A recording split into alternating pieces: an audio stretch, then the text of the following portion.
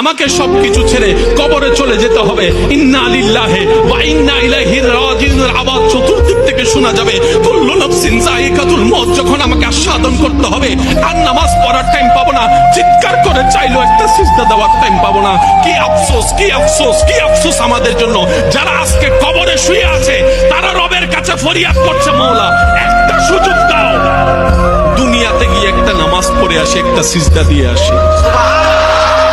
কবরবাসী চিৎকার করে রবকে বলে, মাওলা ভুল করেছি, ভুল করেছি, ভুল করেছি, একটা সুযোগ দাও।